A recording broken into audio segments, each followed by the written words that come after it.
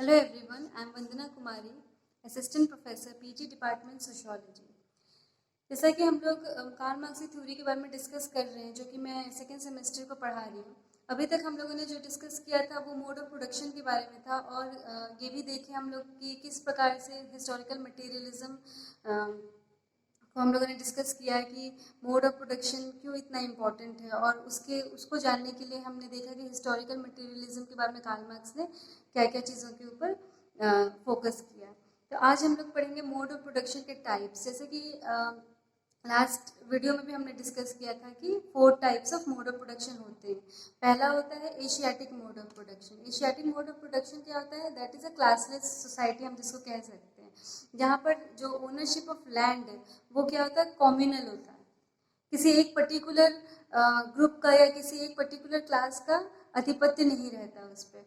It's a like communal, जिसको हम कह सकते हैं कि ओनरशिप ऑफ लैंड जो है वो कॉम्यूनल होता है। जैसे प्रिमिटिव कम्युनिटीज़ में हम देखते हैं कि किस प्रकार से, क्योंकि वहाँ पर क्या है, क्लासलेस सोसाइटी नहीं है, तो किसी एक के हाथ पे पावर नहीं होता। तो so basically these communities are organised on the basis of kinship relationship. Kinship relationship जिसको हम लोग कहते हैं नातेदारी संबंध। यहाँ पर क्या होता है कि here communities controls the economic resources and the production of the community. जो कम्युनिटी है वो कंट्रोल करती है यहाँ पर, मतलब कॉम्यूनल रूप से। और क्या होता है यहाँ पर? बेसिकली नो एक्सप्लॉयटेशन, और कह सकते हैं कि less exploitation. Asiatic mode of production के टाइम मतलब लेस एक्सप्लॉयटेशन होता था, और कलेक्टिव रिलेशनशिप होता था प्रोडक्शन के ऊपर। तो ये था हमारा Asiatic mode of production. Then जो सेकंड है वो है ancient mode of production. Ancient mode of production में 2 प्रकार के हम यहाँ पे पढ़े। जैसे कि हम लोगों ने पहले भी डिस्कस किया था कि इकोनॉमी के बेसिस पे 2 क्लासेस होते हैं, हैव्स एंड हैव नॉट। उसको हम इस तरीके से समझ सकते हैं। जैसे एंशिएंट मोड ऑफ प्रोडक्शन में क्या होता है कि वही 2 क्लास का रिलेशनशिप होता है, जैसे have and have not. Haves का मतलब क्या होता है? Those who have own means of production. और हैव नॉट मतलब उनका कोई अपना मीन्स ऑफ प्रोडक्शन नहीं होता, वो फाइनेंशियली बहुत ही डिपेंडेंट, और कह सकते हैं फाइनेंशियली बहुत वीकर सेक्शन होते हैं।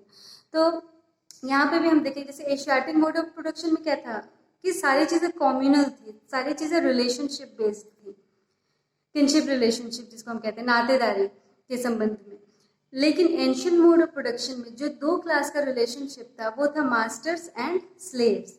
मास्टर्स जो थे वो था हैव्स ग्रुप, और जो स्लेव थे वो थे हैव नॉट ग्रुप। तो इन 2 क्लास का रिलेशनशिप को हम कहते हैं एंशिएंट मोड ऑफ प्रोडक्शन। जैसे कि हम लोगों ने पहले भी डिस्कस किया था कि मोड ऑफ प्रोडक्शन क्या चीज़ से बना। मोड ऑफ प्रोडक्शन मतलब क्या होता है? मतलब वेज ऑफ प्रोडक्शन, हम किस तरीके से प्रोडक्शन को बढ़ाते हैं।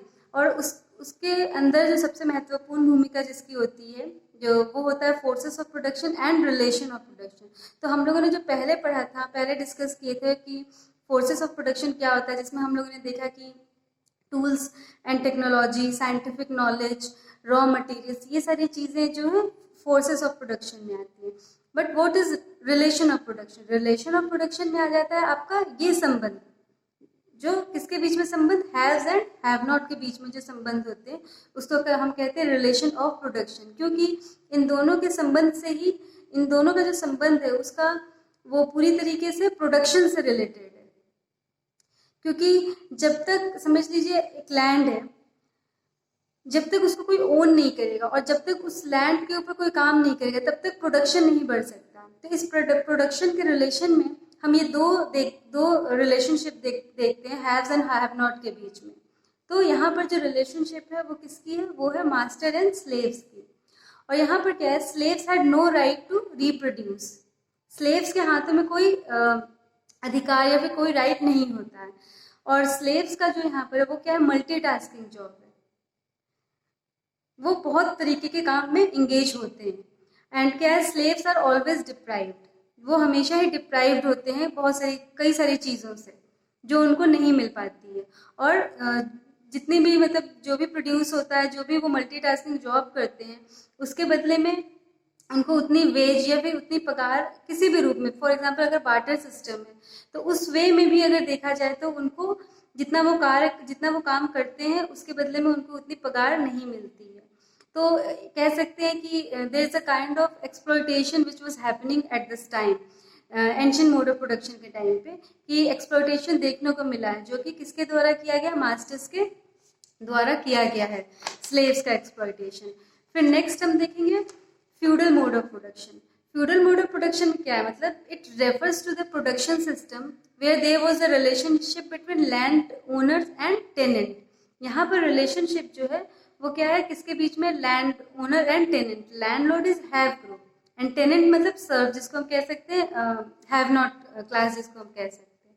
सो यहाँ पर क्या है, टेनेंट डज, उनके पास किसी प्रकार का राइट या फिर कुछ भी प्रॉपर्टी के ऊपर नहीं होती, and they have to depend on the owners property. For example अगर हम देखेंगे एक डिबेट है मोड ऑफ प्रोडक्शन के ऊपर उस्ता पटनायक और बहुत सारे इकोनॉमिस्ट के बीच में, जहाँ पर हमने देखा कि फ्यूडल मोड ऑफ प्रोडक्शन का जो कैरेक्टरिस्टिक्स है उसमें क्या है कि बेसिकली हम यहाँ पे एग्रीकल्चर की बात करते हैं, एग्रीकल्चरल लैंड।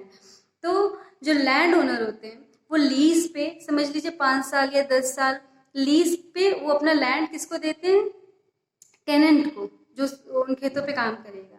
उसके बाद जो भी प्रोडक्शन होता है तो उसका 70-80% जो रेशियो, मतलब उस टाइम जो प्रोडक्शन होता था उसका रेशियो आप समझ लीजिए 80-20% का जो रेशियो होता था। तो जितना भी मैक्सिमम प्रोडक्शन जो होता था उस लैंड पे, वो टेनेंट को किसको देना होता था, लैंड ओनर्स को देना पड़ता था, जितना भी प्रोडक्शन हुआ है।